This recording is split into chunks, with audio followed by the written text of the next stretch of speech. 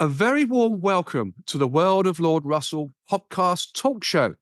And today's show is The Magic of Monaco, which captures the life of a charismatic, articulate, sophisticated, and intelligent man who has travelled the world as a writer, photographer, and publisher. And in doing so, entertaining the heads of industry to documenting some of the most beautiful destinations in the world. He is best known for his stunning coffee table books, including China the Beautiful, The Magic of Monaco, the title of his show, of course, The Spirit of London for the 2012 Olympics, and the late Queen's Diamond Jubilee. His books, which have sold over 100,000 copies to date, document the history and aesthetic of locations around the world, featuring his writing and mainly his own photography.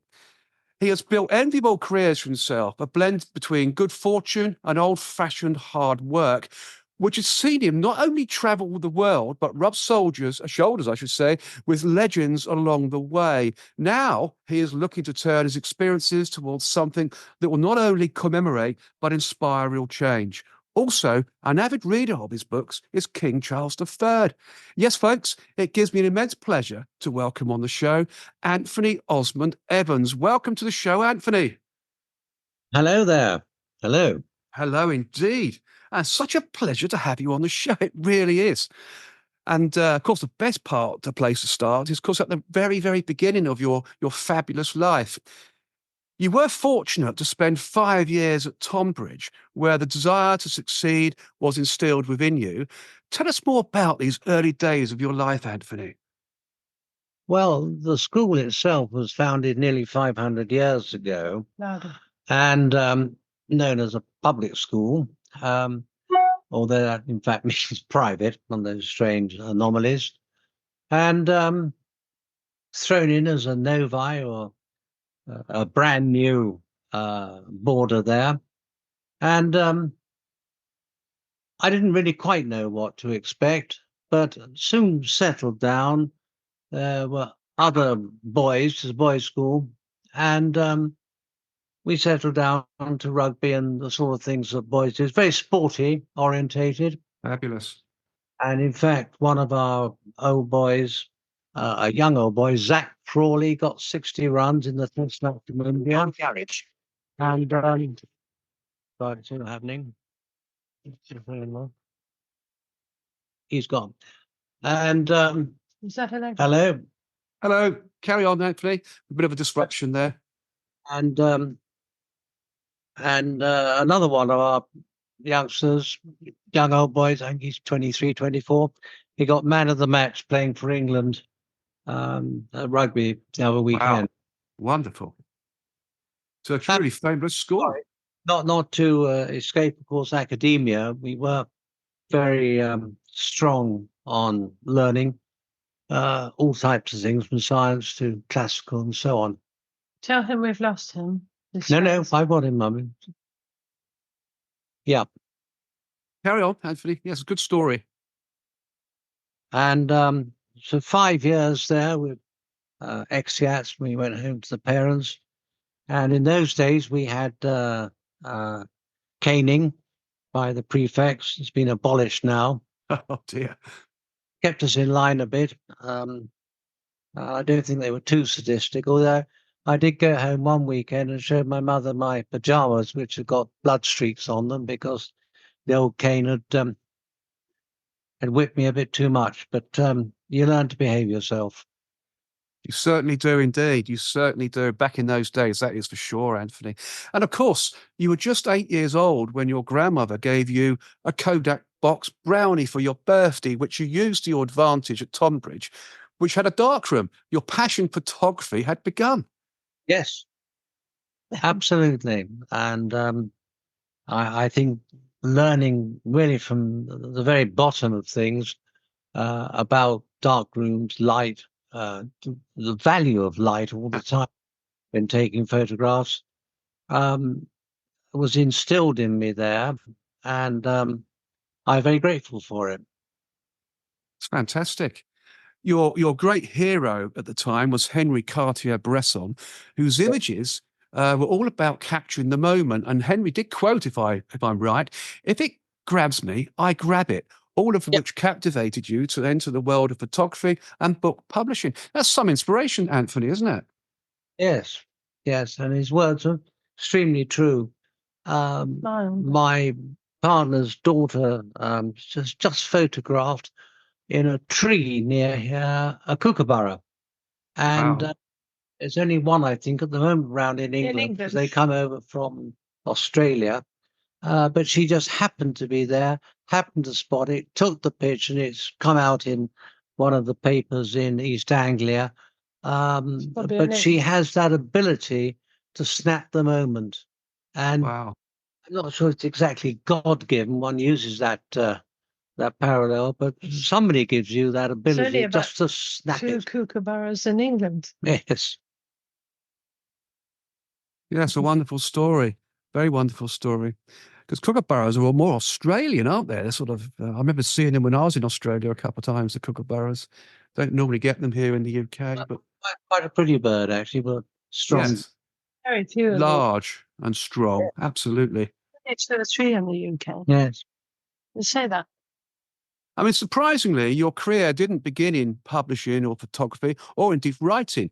In your 20s, you cut your professional teeth by marketing whiskey for the Distillers Group in Hong Kong, a venture that saw you stationed for a time in Hong Kong.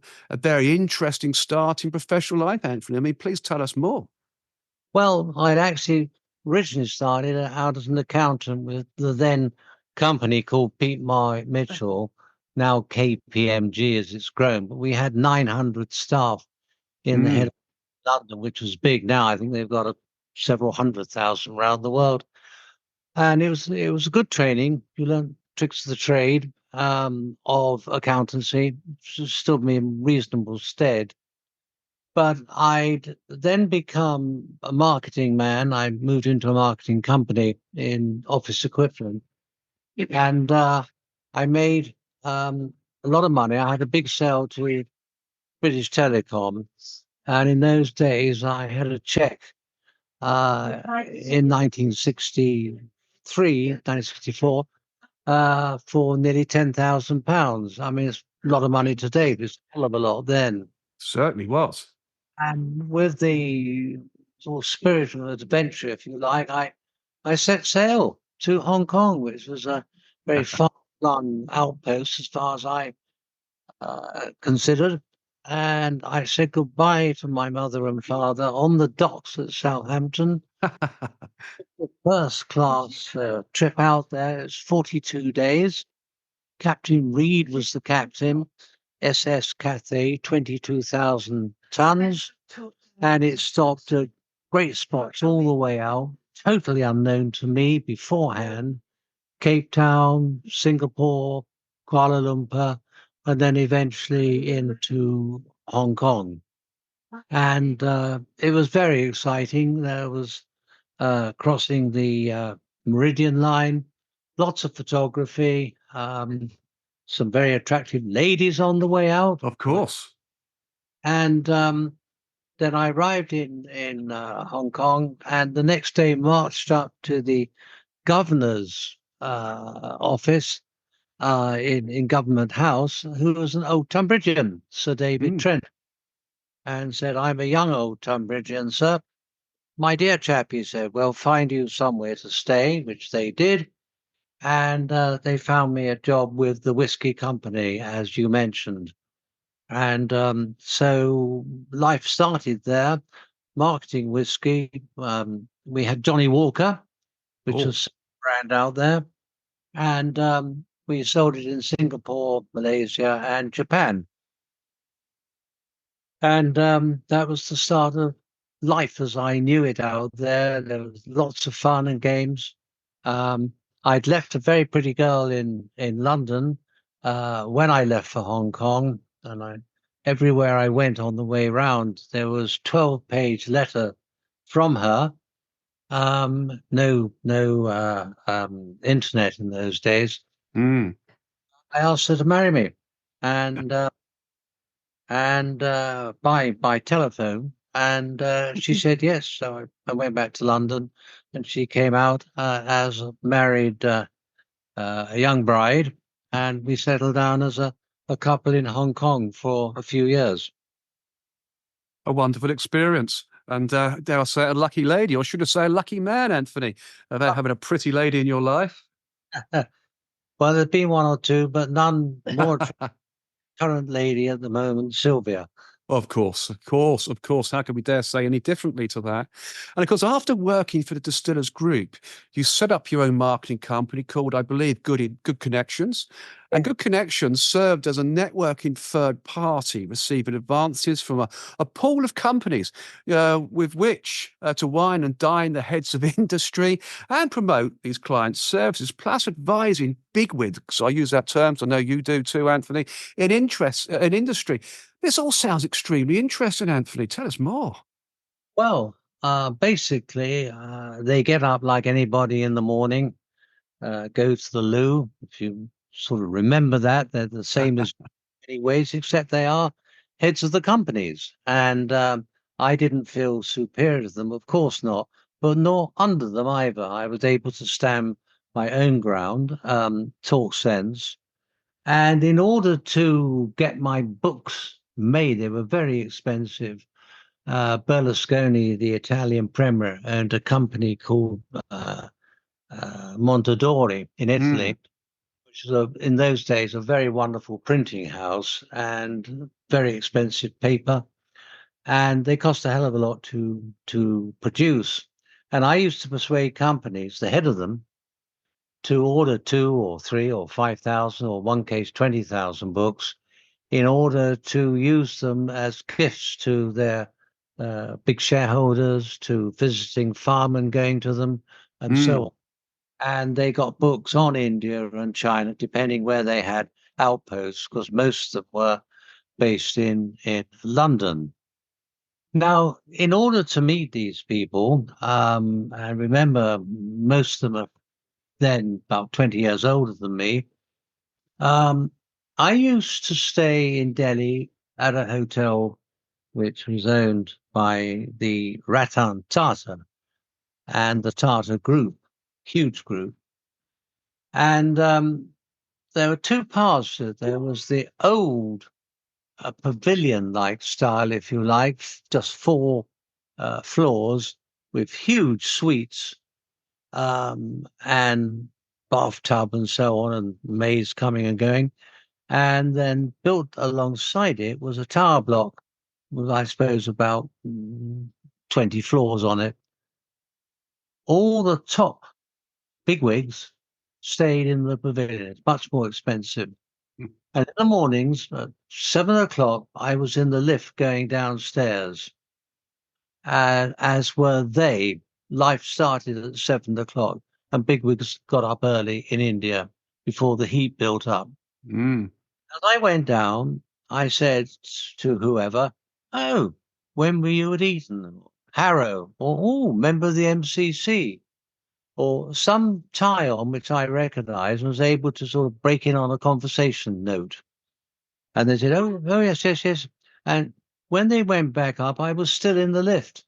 So I stayed there between 7 o'clock to 9 o'clock. And I made a point of sort of thrusting a card in them and said, "Must see you back in London." They said, "Well, yes, yes, why not?" Not really meaning or thinking I'd ever call them, of course. Well, I did.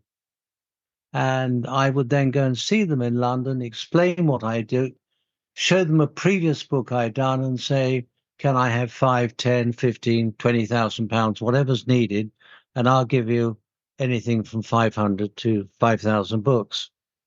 And it worked. And I got in total something like 500 or 600 sponsors for my several books. We all won. They won because they had some, if I may say so, some outstandingly lovely books.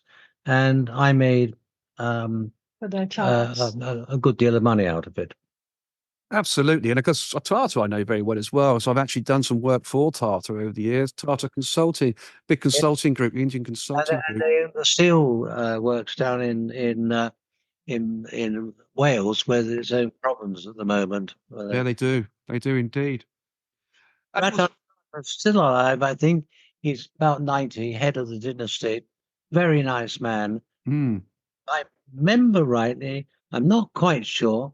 I think he's a Zoroastrian, which is one sect of. There used to be. There's about 1,000 that have gone to India. They used to be out in. I think it was Persia, and they were ostracized, but they believed in fire. Mm. And they collectively, most of them have done extremely well, and they're very good living people. I've got a friend who's one of the senior guys at Hong Kong Bank, and they care passionately for their fellow man. They do indeed. Yeah. So, A wonderful story. It was through these contacts that you made with good connections that promoted your life to take an unexpected turn. And the skills you had learned would start to enable the dream that was cooking away at the back of your mind. And with this, the first person to commission a book was Sir John Baker, my namesake, of course, who headed National Power at the time. And that's some story, Anthony, as well, isn't it? With Sir John yes, Baker. I've been in the lift. For 2 hours.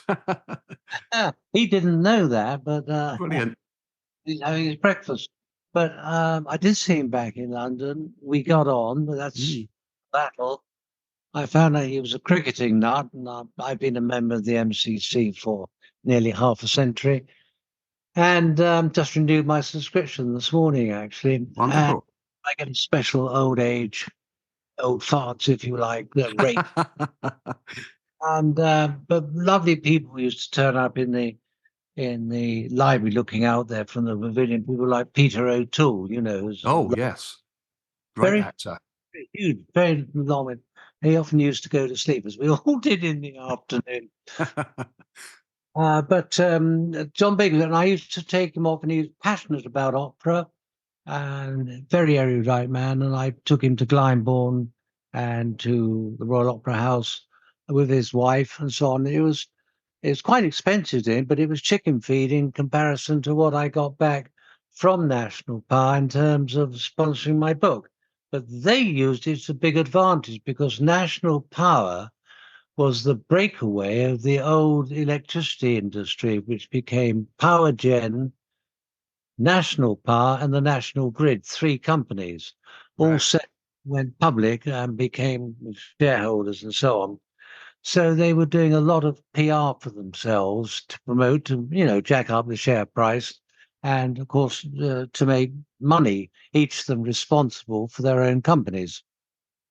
What a wonderful story. And of course, National Grid, I actually do some consulting work for them these days as well. So interesting business.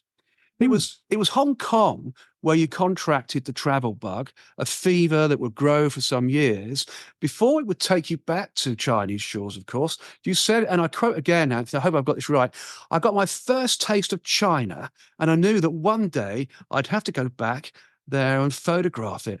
You also stated, I didn't know when or how or why, but it had been in my mind from those early days. I mean, can you please reveal more, Anthony, about your desire for China? You've been there and had some great fun there, haven't you? Yes.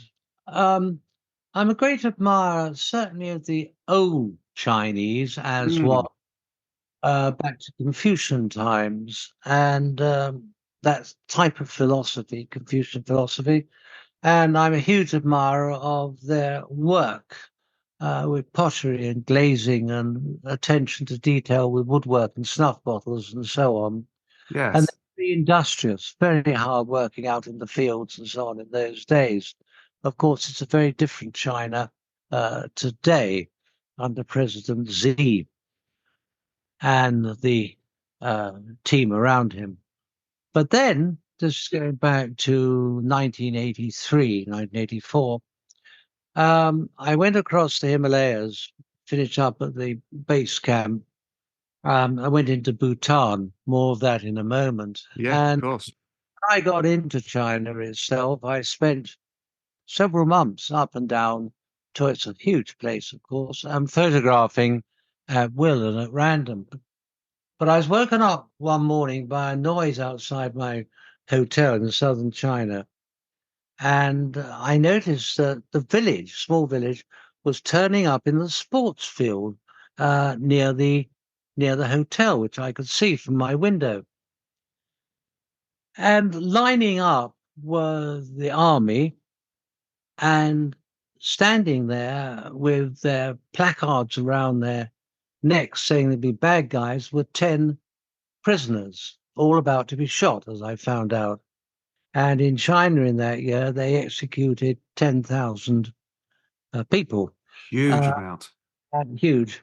They were just judged summarily as bad guys, many murderers, some of them just for GBH and so on. And I photographed them before they were off round the back and shot in the head. And that particular picture, called Death in the Morning, Messe du Matin, came out in Paris Match because I sent it to the editor all over the world that particular summer. And it's a double-page spread, and I got the picture.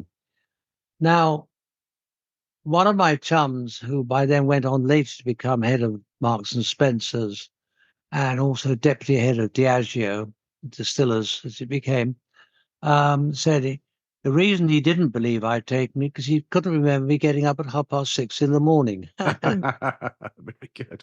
Bulldog, but whose son right now is head of Curry's, very bright lad, and but I took the picture. But I did find out later that the family of the guys who were shot was sent a bill for the cost of the bullet, which is kind of macabre.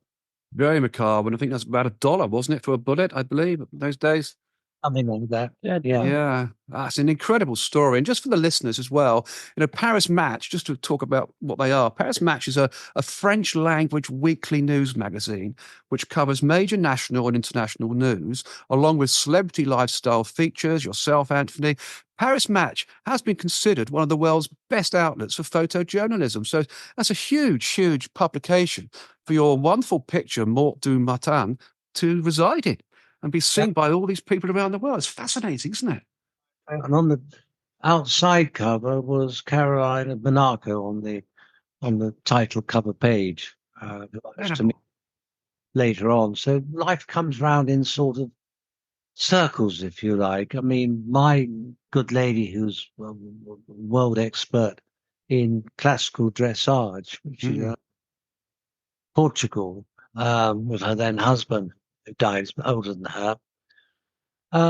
We find that her daughter now has picked up mother's ability to write and is going to have published for the first time a book, a children's book with the most beautiful illustrations. Oh, wow.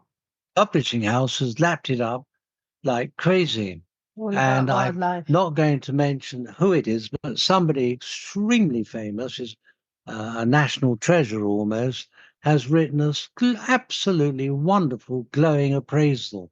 And I've known her not so well. My good lady knows her well through, and the connection bit, you just come round in circles and find out that you've met so-and-so, that's met so-and-so, and so on.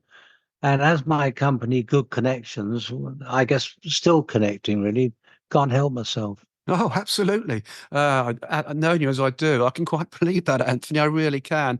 And of course, getting back to connections, your friendship with Sir John Baker, along with the creation of the coffee table book National Lights, inspired you to create your first personal project and book, China the Beautiful, which came a reality in 1995.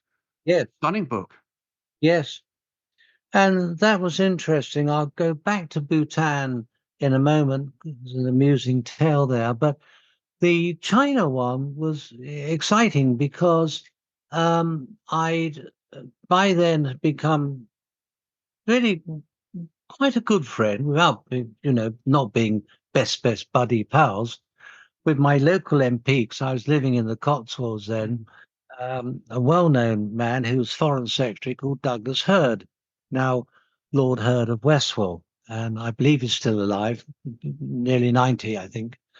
But he was a proper politician, and I'll leave my remark at that because I don't want to castigate too heavily the people in power at the moment. But indeed, not quite the same as they once were. Let's leave. Oh, But You he, haven't got to convince me, Anthony. I completely understand and respect your view there, because I have the same sort of opinions, to be quite honest. But you later presented China the Beautiful, didn't you, at a banquet you hosted in yes, Beijing well, for top Chinese politicians?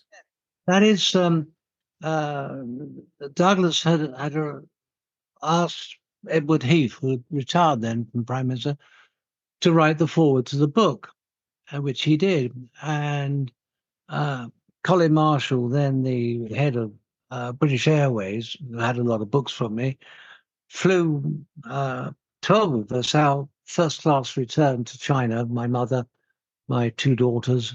My father had died by then. And I gave a banquet for about 100 people with most of the top bigwigs of the Chinese government and so on. And Heath gave the address. And the English ambassador out there, Sir Len Appleyard, Mm. his wife.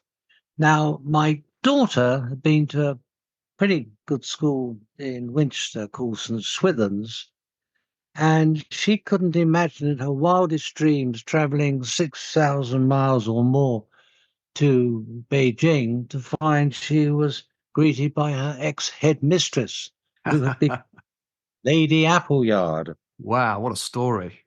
And I think Nicola was probably not the most golden girl at school, quite naughty perhaps. And so they fond memories. Headmistress Miss Davis as was.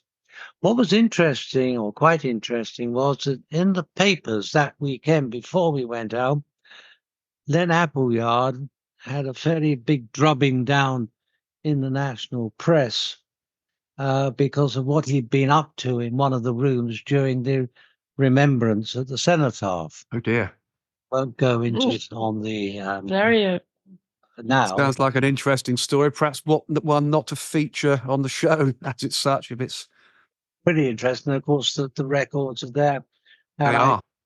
on the way out, should I mention it? He said, under no circumstances. We better not probe that one much more then, Anthony, had we? Drawn a veil. Absolutely. But you've also had several explorations to remote areas, always with an eye to a good photograph, of course. These amazing moments in your life include the Himalayas, the Everest base camp, Tibetan plateau in Tibet, and of course you've mentioned earlier Bhutan. Now, the moments here are inspirational, so please tell us more, including a nice little story about the king of Bhutan, who had 4 wives, who were all sisters, who explained a very intriguing fact. Wonderful story. Well, Bhutan is still very remote and has chosen not to advance too heavily into the ways of technology and so on. And the people there live in a very pleasing way. It's an interesting climate. It gets quite nippy, cold, snow in the winter, but the summer for a few months, lovely climate, fresh air.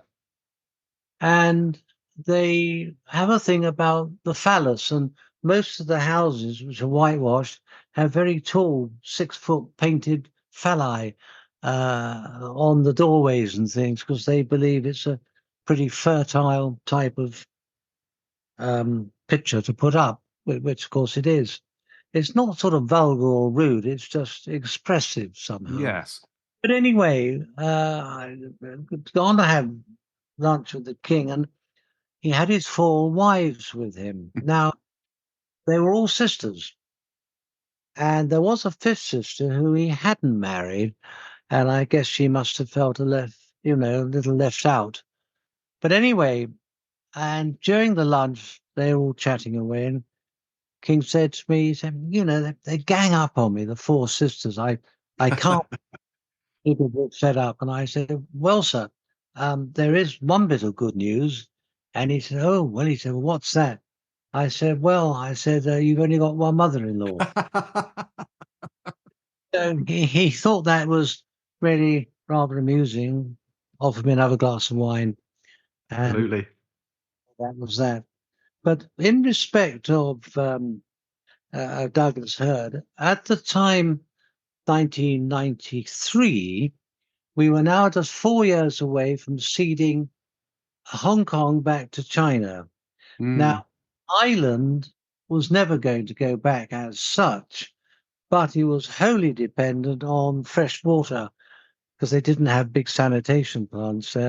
Not sanitation, big desalination plants. And so, in effect, Hong Kong Island couldn't exist without Kowloon, and Kowloon was then going back to China in '97 when Chris Patton, the governor, handed it back. I think there'd been something like 180 or 200 years since we originally leased it. Correct. And I got quite friendly with the Chinese ambassadors, friendly as one can get as an outsider, if you like. Very nice man called Mr. Ma.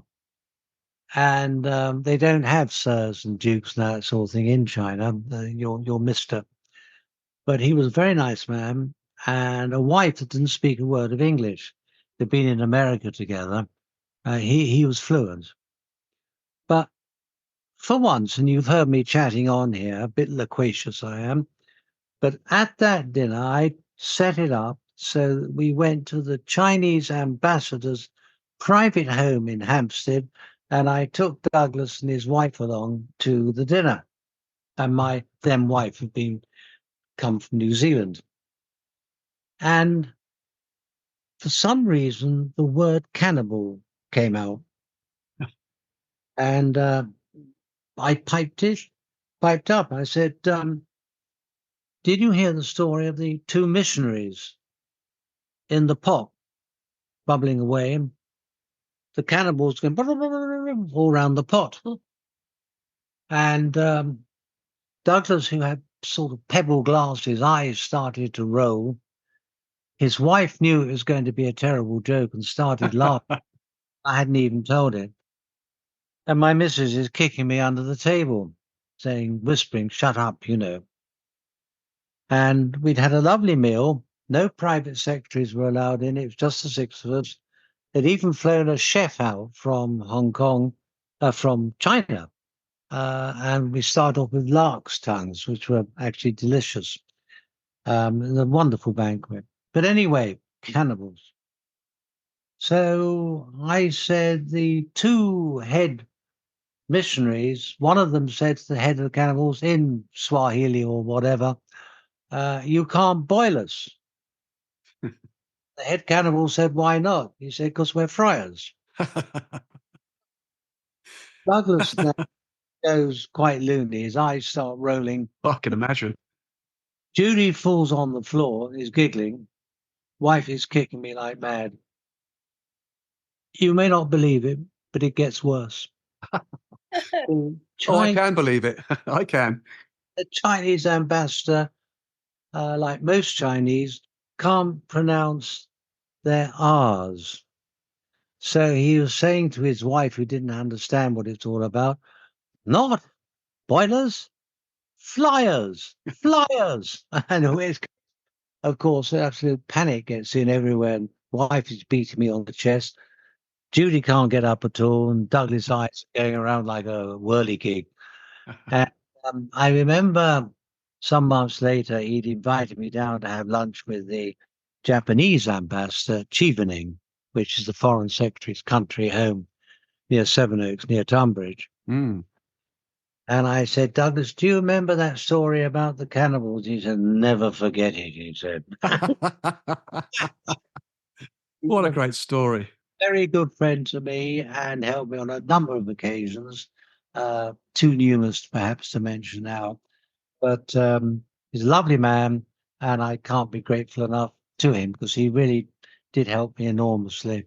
Without having to, and I actually got a wonderful photograph of him in his office, in the Foreign Office, huge office, got a shower and everything in it, it's an enormous. And I got a very distinguished looking photograph of him, looking very distinguished. In fact, he invited me to meet up with F.W. de Klerk, you remember the South African who abolished apartheid. And I got a great picture of him and several other people because Douglas he just simply, rang him up and said, let Anthony take, it was very kind of him. Very kind indeed. Very kind indeed. I mean, one of your more amazing projects is a book with a working title of Heroes. And the subject will be just that 50 heroes, I understand, living around the globe today, photographed and interviewed to produce an inspiring collection of true stories. This new project has been inspired in part by the idea of pluralism and coming together of different cultures and faiths, which is amazing, where differences are celebrated and explored. While speaking with them, you also asked interviewees who their heroes are. Great thing to ask, Anthony, to further expand the narrative and to see who has inspired the actions of these great figures. So who are these notable individuals in Heroes and their areas of interest around the world? Some of them, alas, have now passed on, Sadly. still around, but I had the good fortune to become a member, invited to become a member of the Explorers Club. Mm, Fact, I've just had notice of, it's in New York, of course, but it's opening up in Berkeley Square, more or less next door to Annabelle's. wow. In Berkeley Square next year, and it's going to have 2 restaurants, a library, a smoking room, and a previous manager of the Ritz Hotel in London is taking over the running of the club. It'll be very, let's use the word comfortable, shall we? Mm, But I met people like Buzz Aldrin, who's still alive, who went to the moon, of course, with Neil Armstrong. indeed. We've got previous heroes that I haven't met, like Sir Edmund Hillary in Tenzing, first people to the top of Everest. James Cameron, the film director, he went to the bottom of the ocean, the Melanie Trench. And people of that real ilk, and they are, I've explored and done a few quite interesting things, but I'm not in the same league or caliber of these extraordinary brave men, Captain Scotts of their time. Yeah, true explorers. These are very special guys. I'm not sure they're fearless. They must wet their pants sometimes, I'm sure they do. but they're incredibly brave, and they reach to extremities. I've had the good fortune to be a little bit involved with Bill Gates, and he is at the moment espousing causes about sustainability. That's first of all in health and mosquitoes, and looking for a better living world on medicines, but also sustainability of crops, certain foods, where we can get more per square inch than they used to because of better production. Very interested in the climate and climate change and so on. And we at the club, at the Explorers Club, are looking at the whole aspect under one umbrella called sustainability. And then that's on the one hand, and then you get the Gaza situation on the other, when they're all blowing each other up in an appalling way. So you've Yes. got right hand, you've got one man with his immense wealth trying to do good, genuinely, and he's set up a trust called the Melinda and Bill Gates Trust, although they themselves are separated. And he's going about doing very, very good things at the moment. But we are moving, are we not, into extraordinarily difficult times. We are, sadly. But that's where the That's very true. Explorers Club comes in, because it is discovering and uncovering great truths and truisms and things we have masses to learn. Indeed. And it's people like that. Now, they themselves are well funded. A lot of the members are pretty well heeled, but there's always a need for more money as the cost of expeditions and so on And there's a massive drive by the club at the moment to whip up more explorers that can become members and join and create a wealth fund, so the club will be wealthier than it's ever been in its life beforehand. Sounds interesting, because like you, I see myself as a bit of an explorer. I do like exploration, but certainly like yourself, not in the league of these guys. I mean, that is Yeah. true exploration, isn't it? Absolutely true. Yeah. Fabulous. I I mean, mean, the hero. Sorry, Anthony. have lunch and crack a joke with the King of Bhutan, but other people have been to Bhutan, other people have been to China. But although I was fortunate to witness the execution, not a pleasant experience. No. But it's had to be the right place at the right time, so to speak. It usually is, to be fair. It usually is. It's a very, very good quote to make. Often happens that. Or, of course, to be in the wrong place at the wrong time. That can happen too. That's not a good thing, really. But the hero's book forward will even feature the late Mother Teresa, who you had the opportunity to photograph 2 years before she sadly passed away. Whilst Yes. Mother Teresa is not one of the 50 living heroes to be included in Heroes, you feature her portrait and write about the very special experience you had listening to her. So please share this very special moment, as I know it was one of the most significant moments in your life.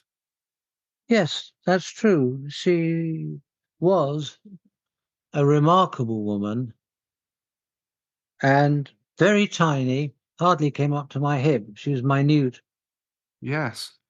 When I went to see her at her home in Calcutta, as it was then called, I went upstairs to her room on her balcony. We sat there in the sun.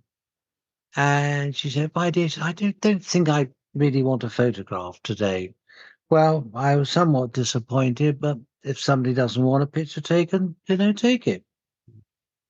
And she held my hand between hers for some 40 minutes as she talked. And I remember a great stillness came over me. I was quite consumed by the sheer goodness, if you like, of her and the sheer sincerity of her. And I got up to go because I outstayed my welcome. And as I got up, I said, "Oh, by the way, this may come in helpful, Mother Teresa." And I gave her a check for £1,000. Mm. Oh, she said, "How about that photograph?" Well, now, Yes. what had happened was that the sun had gone down behind the back of her building and we were in shadow.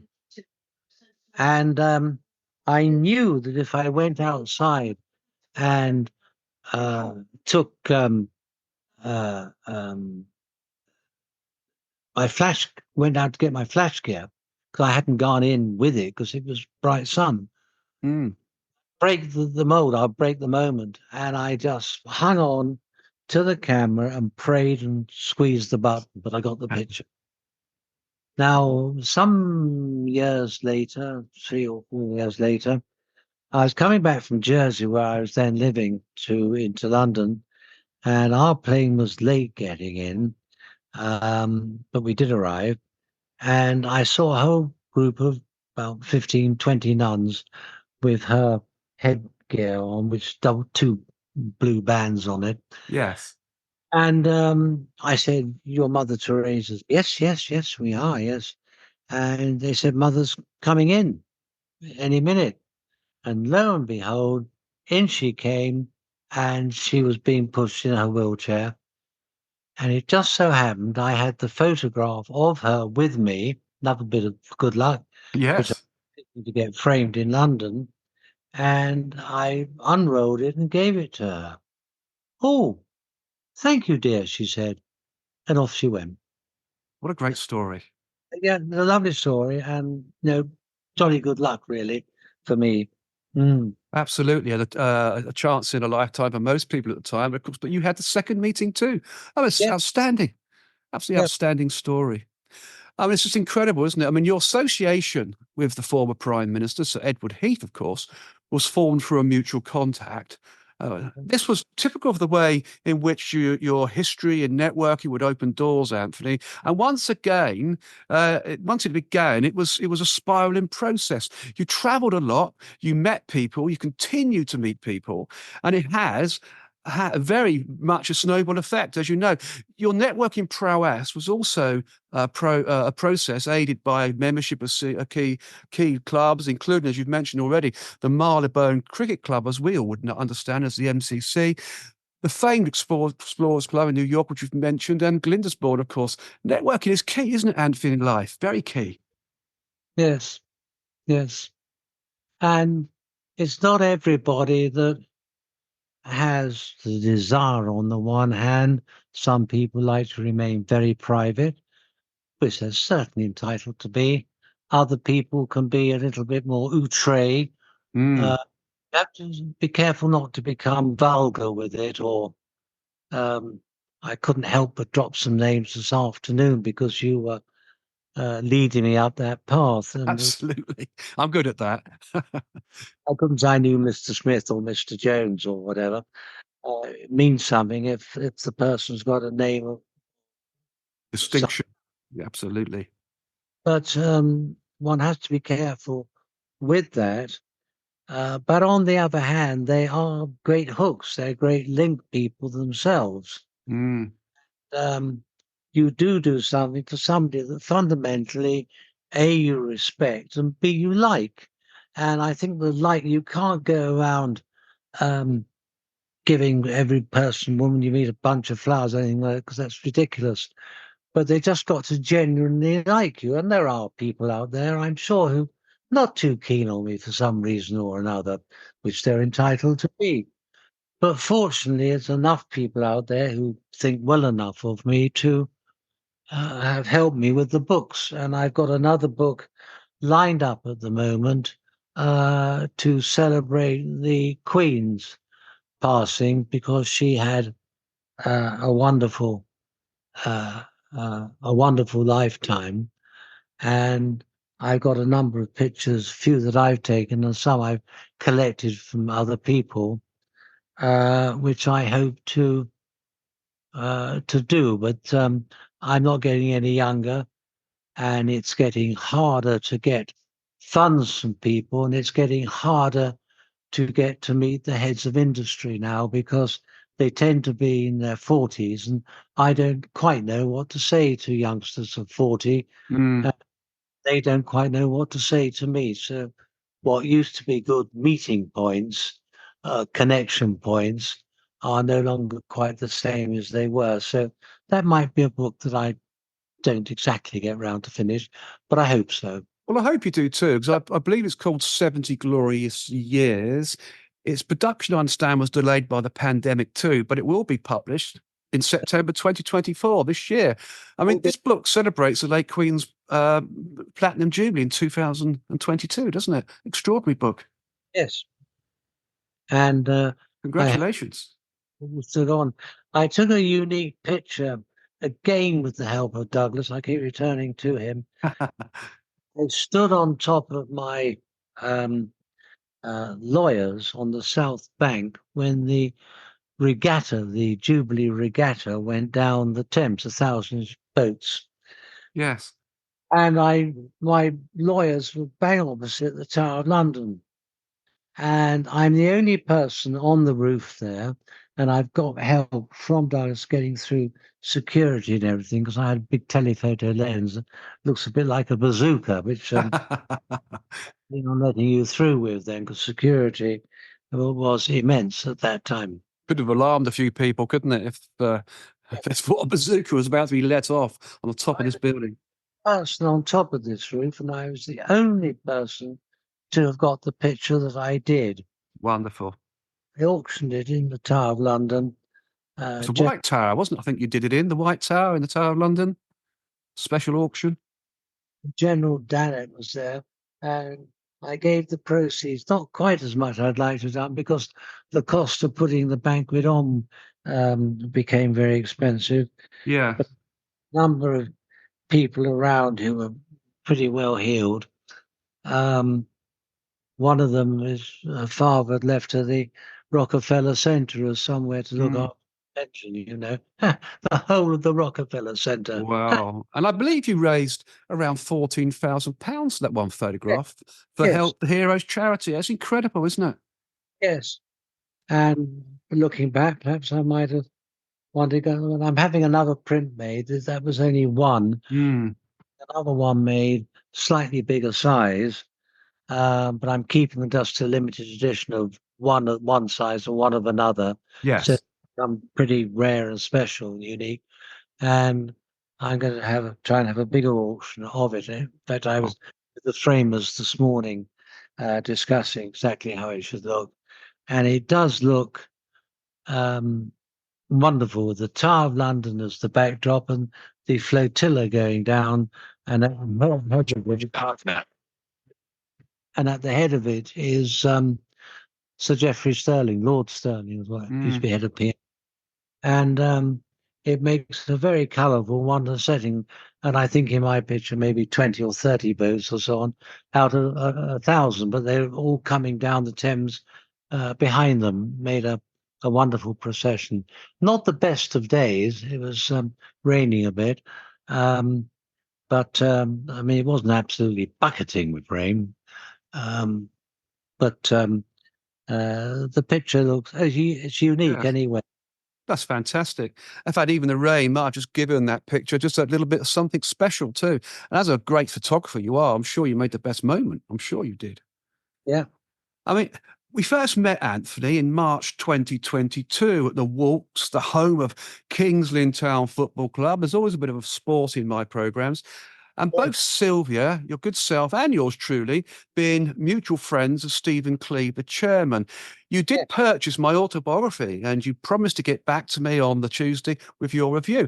And a glorious review it was too, so thank you very much for that. But one thing that stands out in my mind whilst you were living in Monaco, south of France, is a fabulous story with your good friend, Dame Shirley Bassey, all to do with the title of my autobiography, My Way.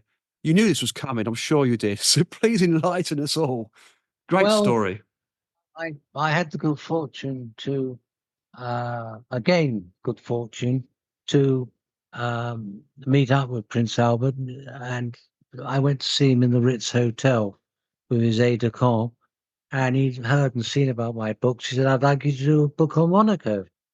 So I said, "Fine, love to," and he put me up some of the time down there in a lovely little Bijou hotel, which had been a 1-star Michelin, a Roquebrune just outside Monaco. Mm. And he signed a letter from him, and it meant that every door in the principality was open. Wherever I wanted to go, he'd signed it, and I just took it round with me. And so I got a really nice collection of pictures. It's a great place to photograph because so much going on. It's all, Indeed. but I think that, and then I later took down Sylvia, my good lady, who I met in 2016 in London. We've got a Mm. mutual friend called Rose Foyle for Foyle's Bookshops, which leads me on to the Shirley Bassey story in a moment. And she was giving this cocktail party in London at her flat, and I spotted Sylvia with distance. They were chatting away, and as I was getting ready to go, Sylvia came up, had a couple of drinks, why not? And what did you say, darling? I said, I can't remember. You're very attractive, and Something like that. something like that. And I thought, hey, that's good news. So I invited her out for dinner, which unfortunately I had to cancel because I caught a cold.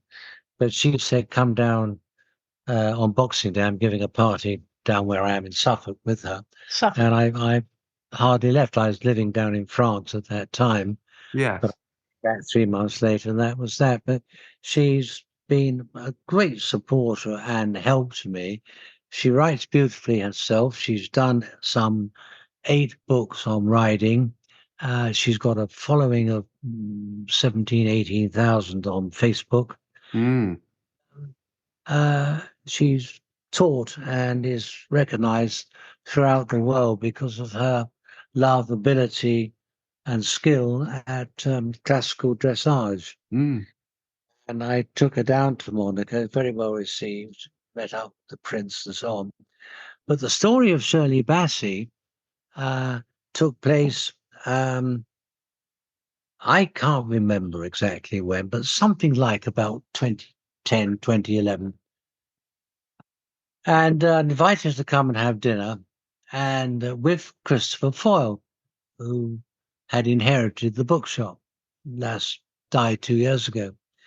And she'd had a few drinks, had Shirley. For 6 of a quiet dinner, this lovely little restaurant. And we finished up at 11 o'clock at night with her sitting on my knees singing I Did It My Way. And as you know, she can bellow with the best. And She can. we and I got quite a good baritone voice, and we raised the roof that night. But Yes, bellowing with yourself, Anthony Osmond-Evans, while sat on your knee. That's a great story, isn't it? it was quite fun. Yes, yes. I've been lucky, but you make your luck a bit.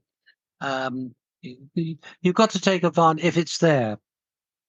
And I don't think those that miss the chances, it was up to them at the time, wasn't it? Or It was. maybe they don't see the chance either. Quite possibly so. I couldn't be too definitive about it, but I've been lucky.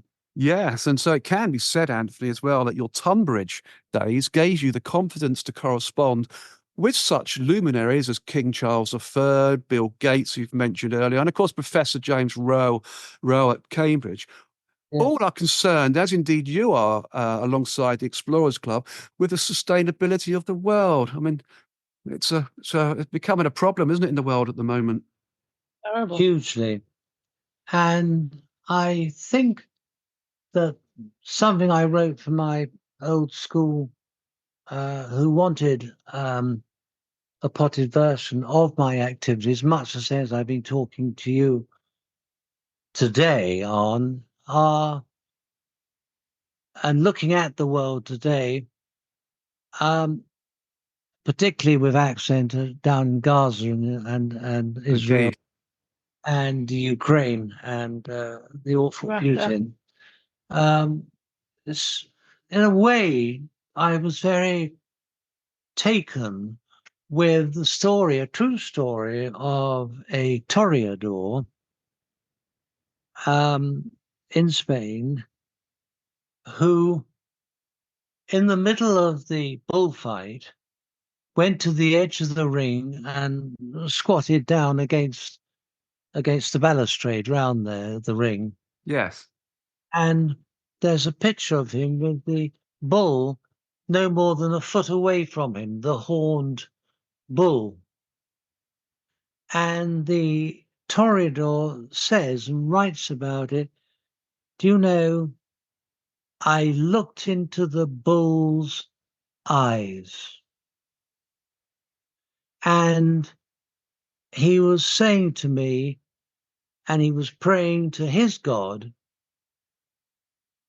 I don't want to fight you. Please don't kill me. Mm. And the toreador got up, left the ring, and never returned to the ring again. It's some story. I think that's a hell of a story. It is. It You is. Einstein said, the trouble is with war, it doesn't bring peace. No, it doesn't. Terrified of what he'd started or created with the bomb, but force begets force, and it Yes. does go on and on, and then revenge comes back on itself. It's very easy to sit here and be philosophical, in the depths of the lovely Suffolk countryside with the daffodil up and the flowers, the cherry blossom ahead of its time coming up, our moats full up. The ducks have just returned, Mr. and Mrs. Duck, and they'll lay their young. Spring is starting up again. It is indeed, thankfully.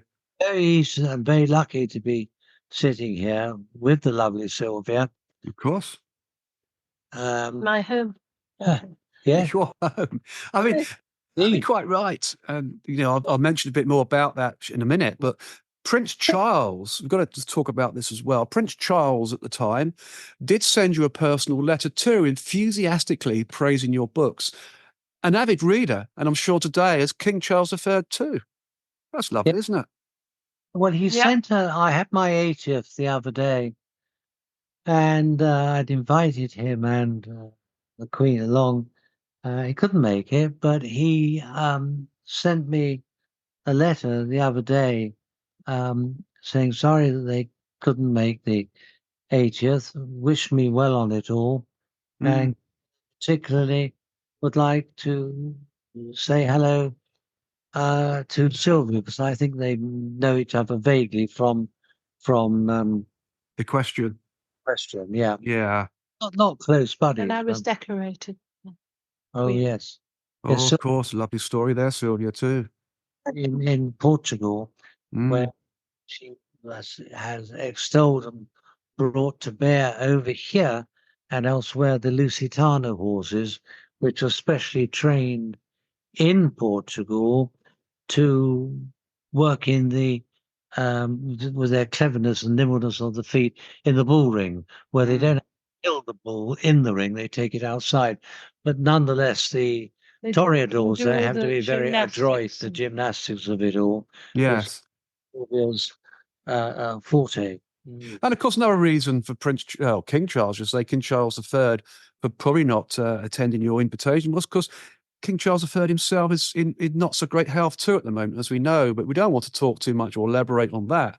So that could be another reason. He's got other more important things to think about, I guess. And I wouldn't presume upon him either. No, indeed. Absolutely not. I mean, you do have a very rich list of bigwigs. I've used that term again because I know you famously use it quite a bit. And the famous as part of your contacts through world travel. A superb old boys network to be proud of, isn't it? It's worked well for you in your life, your rich life. I guess. Yeah. Yeah, that's wonderful. Of course, today, and you mentioned it earlier on, you live in Suffolk with your girlfriend, Sylvia Locke, the world's leading author on dressage, as you mentioned earlier on as well, where you cohabit with a host of horses, dogs, barn owls, hedgehogs, ducks now, of course, you just mentioned, and I understand a rather luscious vegetable garden too. I understand it's an enviable, idyllic setting, and whilst you and Sylvia, who I have met, of course, before at Kingsland Town Football Club, focus on different topic areas as writers, the mixing of creative minds allows you both to spark ideas off one another and keep each other motivated. I mean, it sounds like a perfect life, Anthony, doesn't it, Sylvia? Yeah. Sylvia answered first. Absolutely. Well done, Sylvia. It's just such motivation. You put it very well. It does motivate. That doesn't mean to say we agree about everything. Does have the odd row or squabble No. about one thing or another, but we get on pretty damn well most of the time, That's good to hear. I must say. But um, uh, I was going to say something. You sparked. I've forgotten. It'll come back. It'll come back to you whilst you're remembering. I was just going to say you have quite a strong humanitarian streak too, Anthony, and you have been quoted as saying, and I quote, hope it's right, I was a bit Bertie Wooster growing up. I'd turn up in these countries in a Panama hat and a nicely cut Savile Row suit and so on. But life isn't like that. It's rough. I've been lucky. But for a great deal of the world, it's tough, as we mentioned earlier on in the show, too. I mean, that's a very true statement, Anthony, but, a great style, too, isn't it? Panama hat, Savile Row suit, wonderful. Where I said that or wrote that, but it's what I feel, and I don't exactly remember when I did that, but that is a very true way that I have thought. It's very precise, very exact. Excellent. So what's next in the world of Anthony Osmond-Evans? What's next? What's happening tomorrow, apart from your new book, of course, which is hopefully going to be released in September 2024 this year? Any other plans? Well, it's quite interesting. come across a chap, or he's come across me, who I think probably knows even more people than I do, one way or another. Wow, can't be possible. But he tends to ring up every so often, like about 3 or 4 times a week, actually. And do I know somebody that wants to buy boots? Chemist shop. Do I know somebody that wants to sell a vineyard? Oh, this sounds like our mutual friend, Lawrence Perry. And he's quite extraordinary, isn't he? He is, yeah, a very interesting character. It has a rich array of people contacts.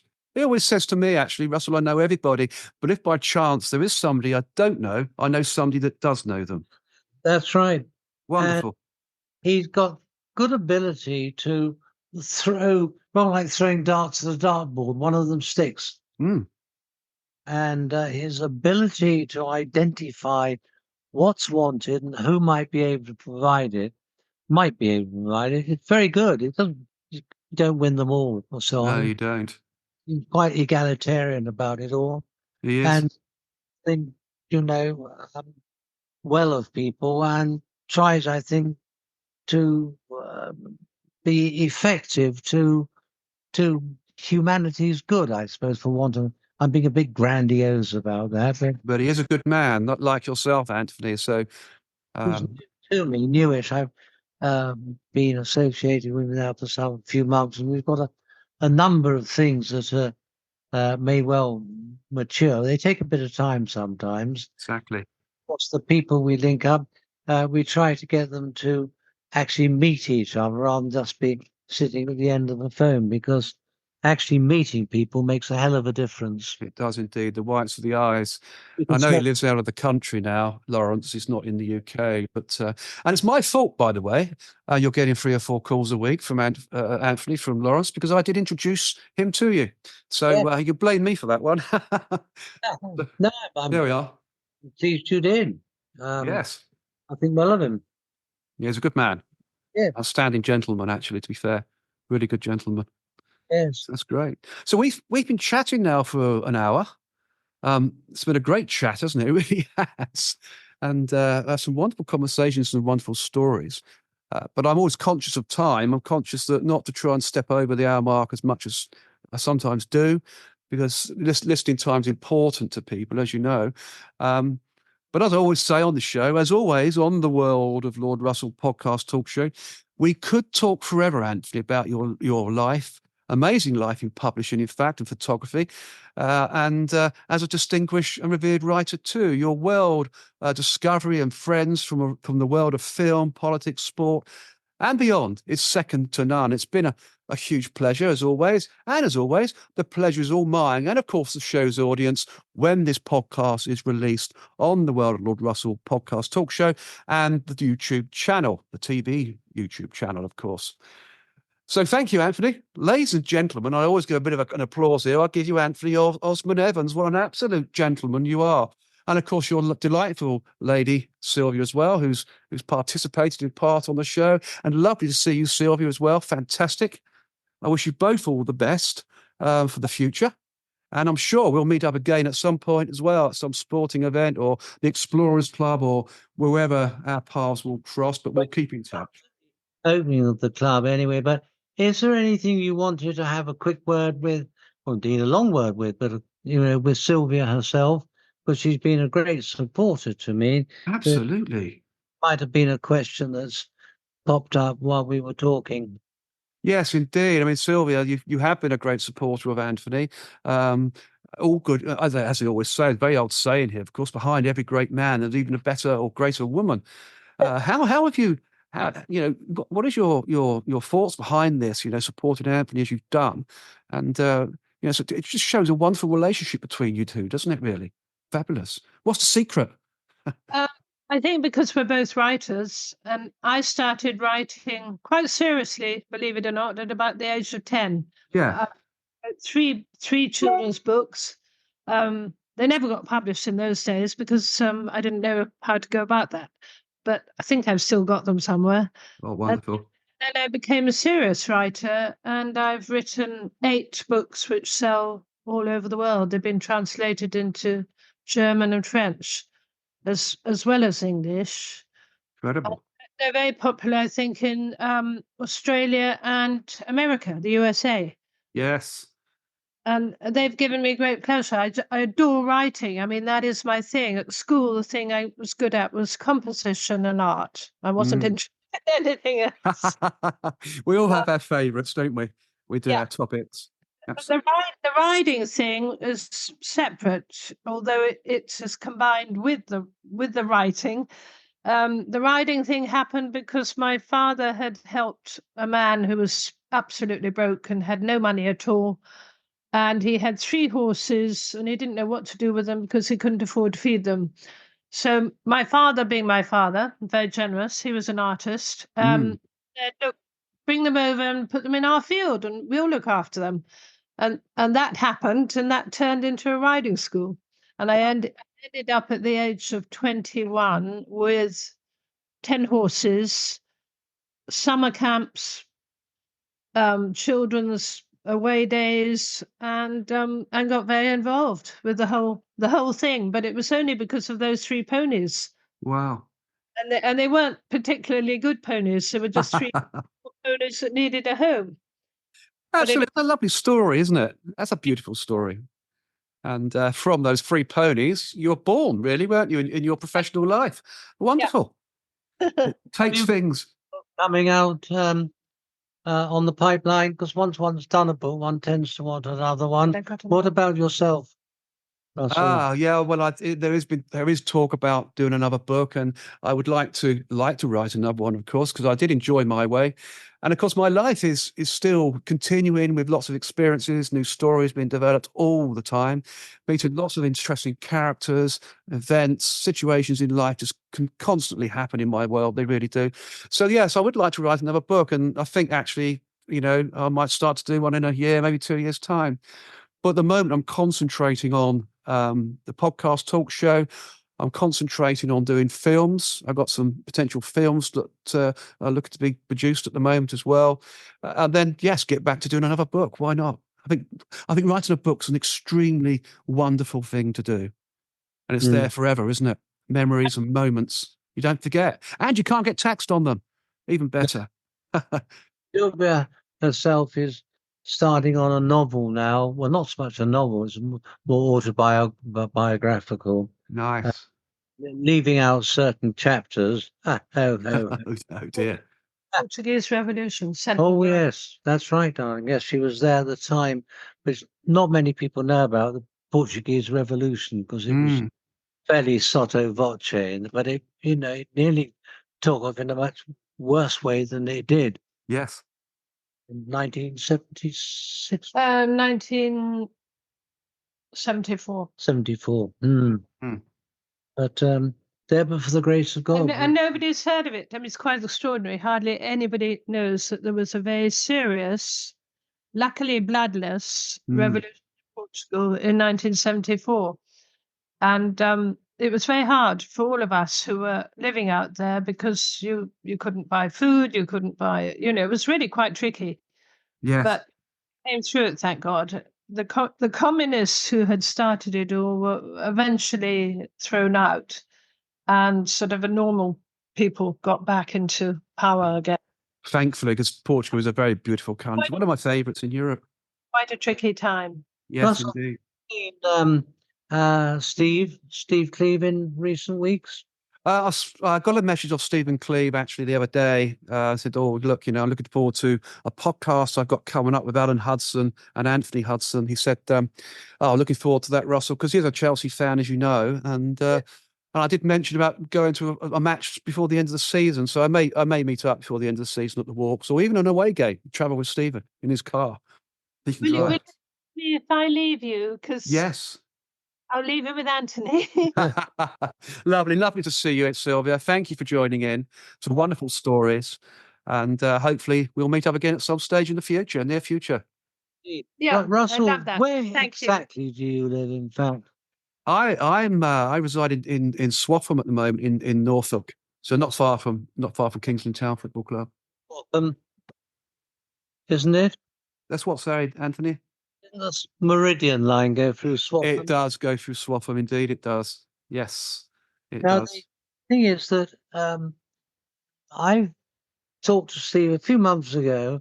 I don't know how it's taken off, but it seems to me that the best thing he can do is to buy out the leasehold or whatever financial uh, structure is needed and sell that land to be developed. Because to put in a really nice housing estate, center of town more or less, or at least near to, and then build the stadium out of town, because people will travel to where the stadium is. It often happens, doesn't it, in new modern stadiums? It often happens. Because people being there, they're close to the shops and the hospitals and that sort of thing. Whereas those that want to will follow the club out to wherever it is, say, couple of Yeah. hours, whatever. I mean, So I have heard, Anthony, that there's been some financial restructuring led by Stephen Clee. There are some new investors. Yeah. So I hope the club will profit from that, or benefit from that, I should say, particularly on the pitch itself. They have been getting Yeah. some results recently, but let's see what happens. Yeah. I'll meet up with Stephen before the end of the season, no doubt. Well, I think he's got a difficult time on him, and I Oh, think trying to get the Airwick and the dog absolutely, going, but that's, I think, a bit of a slog, I think, for him. I've absolutely. got a feeling that he hasn't quite found his métier yet on what to, because he's got lots of verve and drive and lots of charisma. I think he just needs the right product, which I'm sure he'll make work, but Yes. it is. That's Mm. it. That's the same with all of us, I guess. You've made yours work. Yeah, I'm still striving for my my differences in life as well. That's fine. I just find life very interesting, and to try and do things and do new things is always a lovely thing to do in life, I believe, as well. So, but stick by your values, of course, as well. Values are very important. yeah, Um, yeah. yeah, I'll certainly meet up with Stephen absolutely before the end of the season. Let's see what Great. happens. You see Well, him, all right, do give him our best. I Um, will indeed. I will indeed. one of these days, anyway. So, Absolutely. But do stay on for a little while, Anthony, if you don't mind. I'm just going to close down the show and introduce the next show, because it's a very interesting character. So that'll be great. So the next episode on the World of Lord Russell podcast talk show is Sportsmen, Royalty and Politicians, where my special guest will be Paul Trevilion, the much acclaimed artist who produced artwork for publications like Eagle, while still at school, by the way, from the 1960s to the 1980s. Paul designed and illustrated pieces for Daily Mirror, Daily Express, The Sun, the Daily Telegraph, The Times, and TV Century 21. And in 2006, revived the cult football cartoon, You Are the Ref, made famous, of course, by football magazine Shoot in the 1970s. A book collecting 50 years of You Are the Ref was published in October 2006. And from August 2008, You Are the Ref appeared online at guardian.co.uk. Paul also spent much of the 1960s in the US working with Mark McCormack at IMG for some of the world's biggest brands, is the author and illustrator of over 20 books which have sold worldwide. He also illustrated the famous Gary Player golf class, which appeared in over 300 newspapers worldwide. Paul has met and drawn some of the sport's biggest names, including Pele, Bobby Moore, George Best, Franz Beckenbauer, Jack Nicklaus, Tiger Woods, Michael Jordan, Sugar Ray Robinson, and Oscar de la Hoya. As a young man, Paul also met and drew British Prime Minister Winston Churchill. What a story. yeah. Another exciting show to look forward to on the World of Lord Russell podcast talk show, available, of course, on all podcast media platforms and the Lord Russell YouTube TV channel. And of course, I'm looking forward to seeing you all on the inside. So until then, it's au revoir from him and au revoir from me.